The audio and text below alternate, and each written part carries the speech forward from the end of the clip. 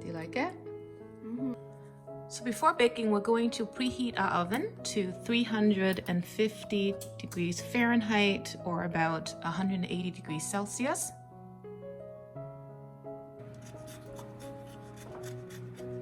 I've got my 1 tablespoon of grated lemon zest. I'm going to take that 1 tablespoon from the sugar. I'm going to add to it. So I'm just going to stir it up and let the sugar and the lemon zest sit. And as they sit, the aroma of the lemon oil will come out and make it nice and fragrant. Now I need a big bowl, and to this bowl I'm going to add my 2 eggs at room temperature. I'm going to add the rest of 1 cup of the sugar that I had.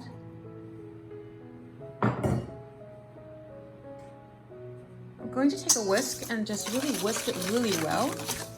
And you want to do this right away so that the sugar doesn't coagulate or cook the egg, right? So I've mixed the egg and the sugar for about 20 seconds or so. So to this mixture, I will add the oil. Now, if you don't want to use oil, you can always add melted butter. You can add melted coconut oil. Any one of those will do. And if you want to use oil, make sure you use the oil that doesn't have any flavor in it, right? So I have avocado oil, which I'm using here, but you can use vegetable oil. You can use any oil that is not fragrant.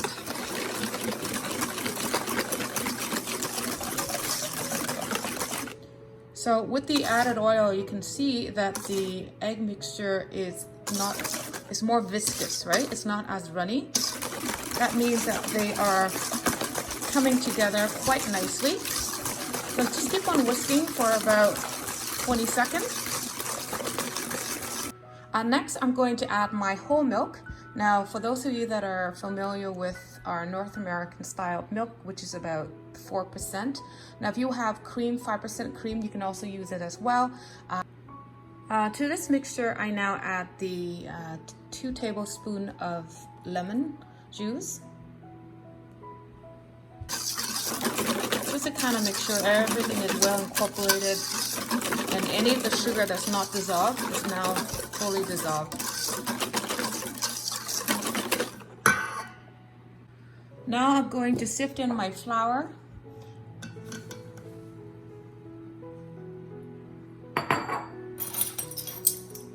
Baking powder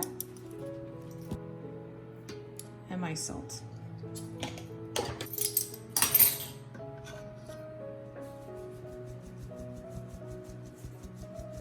And by sifting it, you're guaranteed that the flour will be lump-free, because you can see that there's a little bit of a lump to it, right?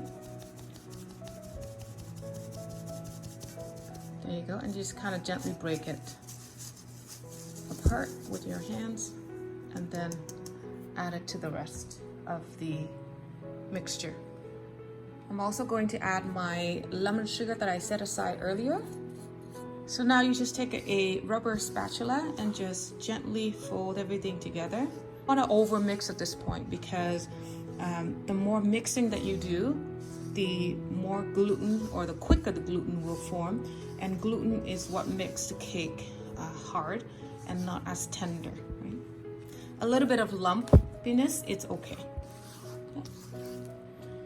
I've got 2 cups of frozen blueberries here, which you can use fresh, but if you're using frozen like I am, make sure you keep it frozen when you add it to the batter, okay? Don't let it thaw. So I'm gonna add half of it into this batter. And again, just gently mix it in. So I've got a prepared pan right here that I lined with parchment paper, and make sure you leave a little bit of overhang on the side so you can lift the cake out. Now if you want, you can also oil and flour your pan as well. That works as well, but I like this better. So I'm just gonna add the batter to it.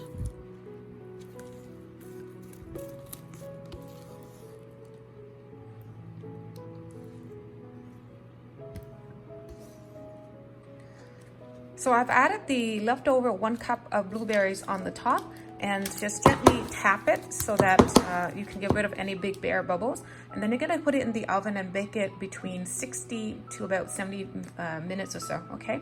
And remember, every oven is different, so start checking on the cake at about 50-55 minutes or so, just in case your oven doesn't take as long to bake. And also the amount of time that you bake also depends on whether or not you have frozen or well, fresh blueberries.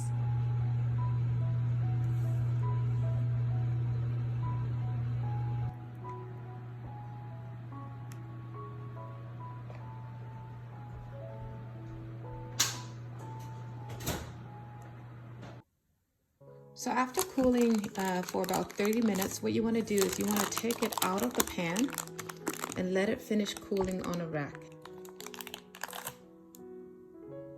So while the cake is cooling, we're gonna make the icing, okay? So I've got unsalted butter that I've left out at room temperature.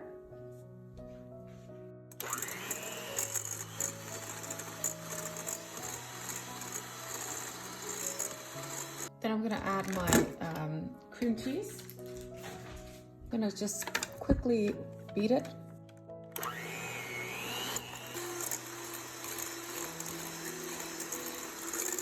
Now I'm gonna add my powdered sugar. I'm just gonna beat it for about a minute on medium speed.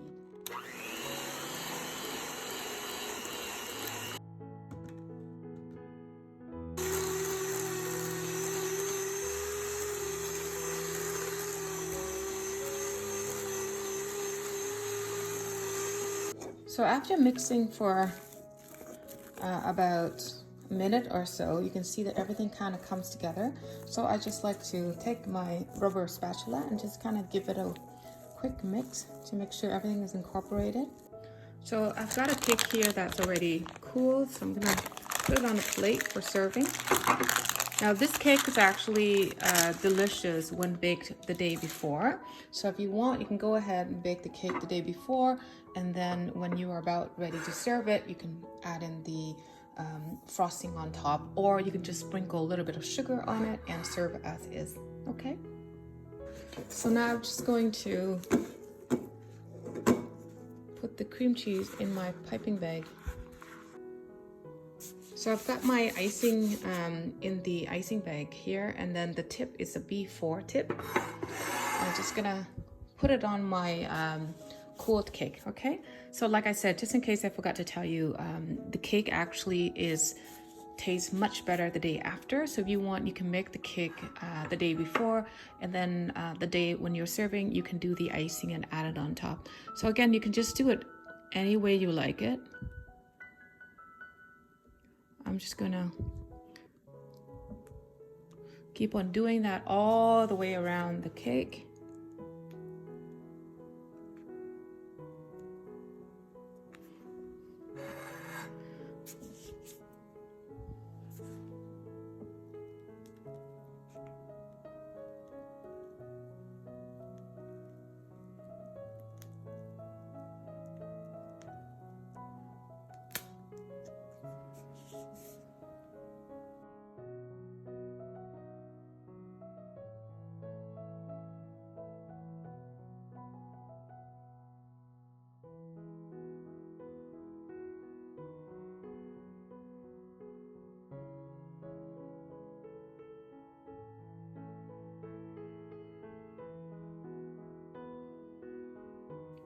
So to finish off, you can garnish it with a few slices of lemon.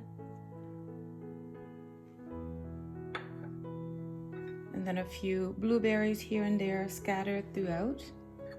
You can do it any way you like it, but something simple. Just to kind of tell people what you've got in the cake. Okay?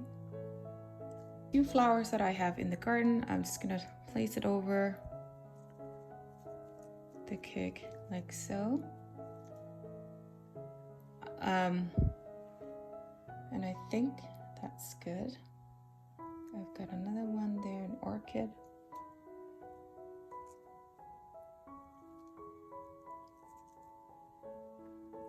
That.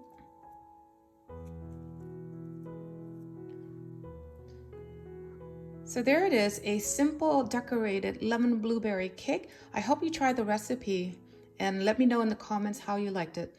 Thank you for watching, and I hope to see you next time.